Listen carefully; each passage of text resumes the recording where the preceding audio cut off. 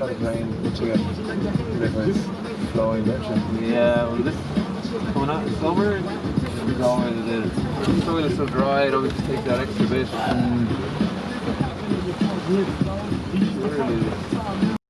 Woo! We got rudder! In the time that it has taken us to get changed, the river is gone huge.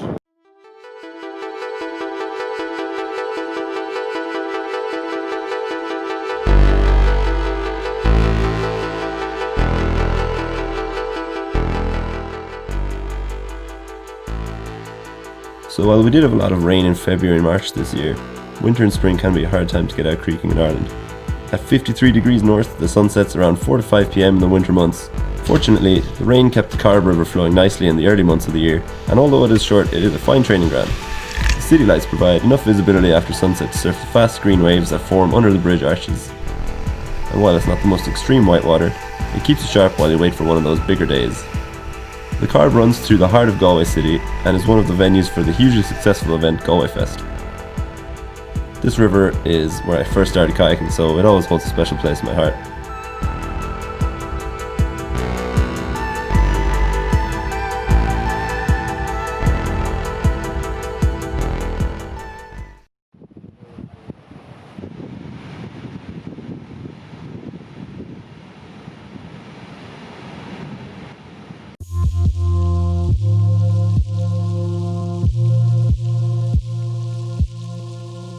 Ashley Falls is set in one of my favourite parts of Ireland, and these days I find myself being drawn to it more and more. Before this year, I'd only really been out there in the depths of winter.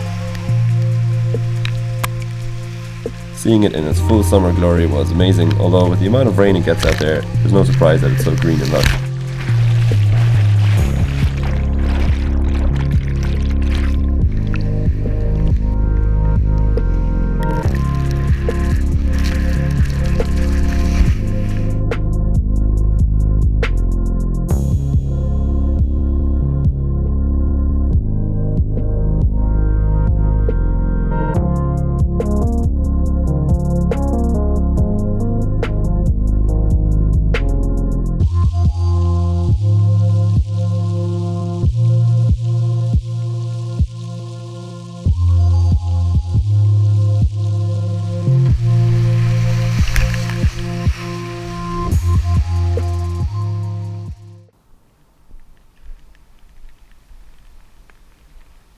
Yeah, I'd say keep going.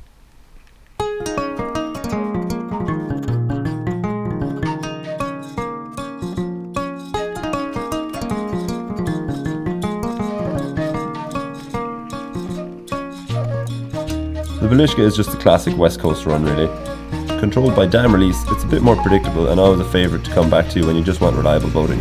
The top section has always this somewhat notorious drop that is quite uncharacteristic from the rest of the river, and a lot of people understandably portage it.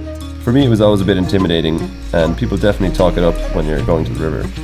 Having portaged it quite a few times back in my earlier days in kayaking, it's now one of the rapids I look forward to most on the run. I have seen a few nasty head rudders and swims on it though, so it's still best to treat it with respect. Personally, I'm still working on getting a consistent line on it and not capsizing at the bottom, which is pretty easy to do, to be honest.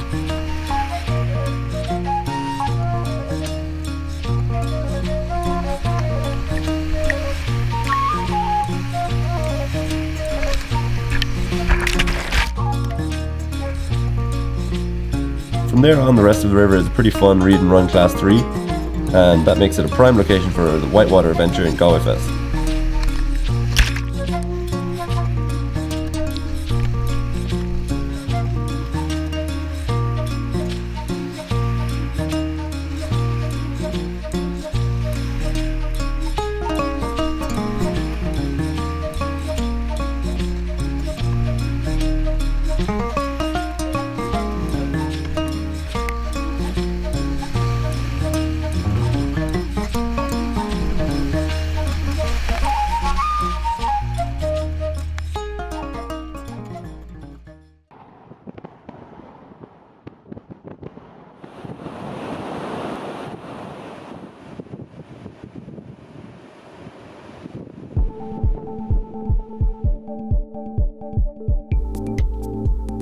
I think I can safely say that I've been to the Cahir in hail, rain or snow, but worse than any of those there is the wind.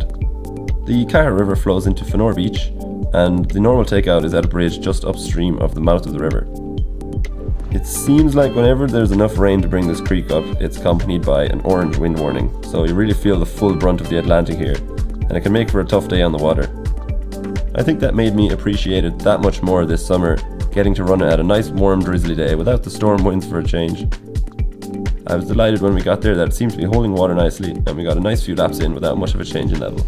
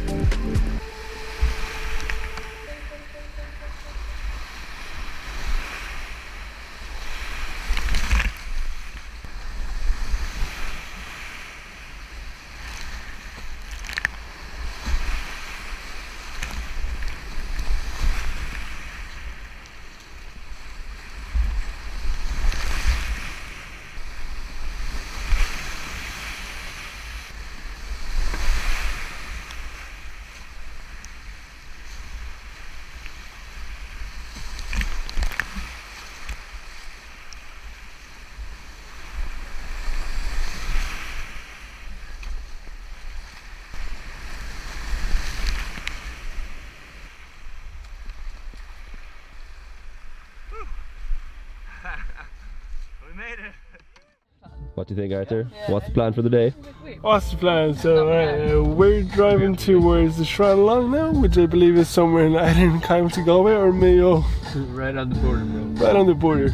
Yeah, should be good. Galway for lockdown purposes. What? It's Galway for lockdown purposes. Yeah.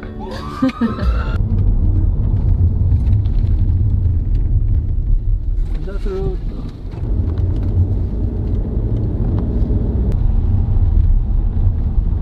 If it's really dry, we can go look at the paddles on the bottom. There's definitely loads of paddles, cotton trees in there. A lot of rain, but you get rivers flowing, don't you? Yeah, well this coming out in summer, it's always it is. The soil is so dry, I don't need to take that extra bit. Really.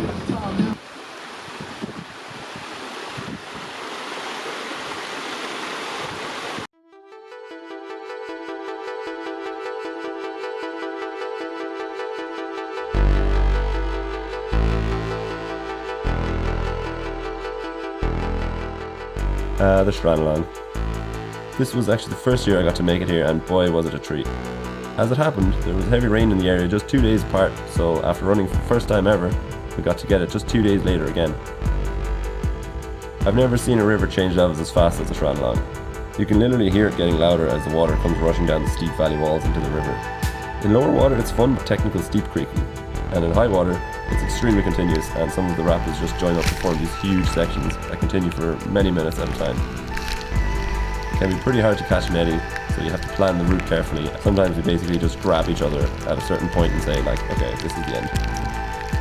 The first day that we got here, it was on the weekend, so we basically just camped it out at the takeout to see if it would rise at all. After over 2 hours, it finally started showing signs of life, and that's when we jumped into gear. By the time we got to the top, it was definitely on the high side.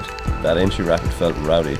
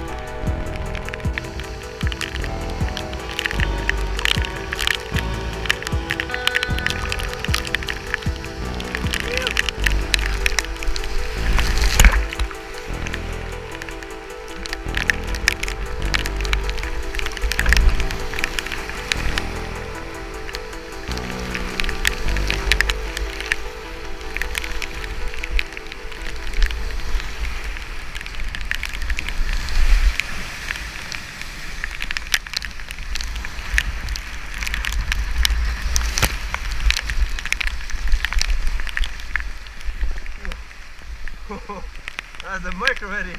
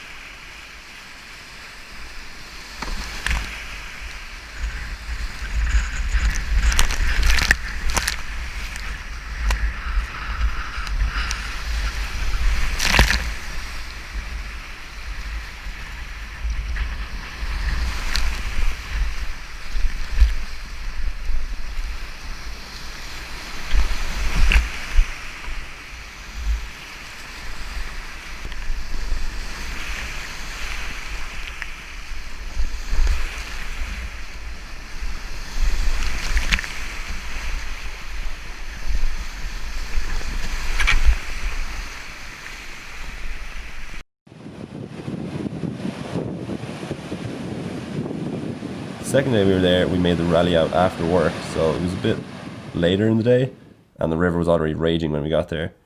We decided to warm up on the lower section instead of dropping straight into the presumably massive rapids upstream.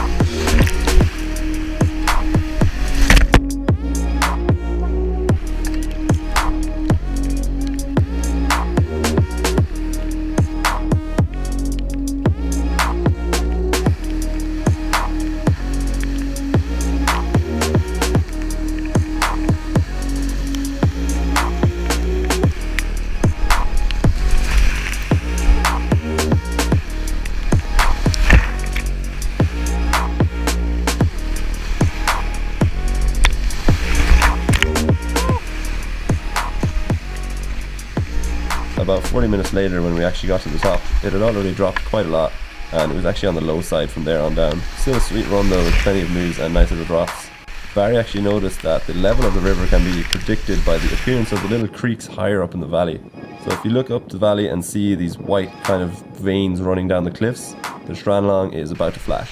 So pretty interesting little gauge you can kind of use to get an idea of the levels. Overall, this river is insanely fun and very full on. I can't wait to get out to it again during the late summer or winter.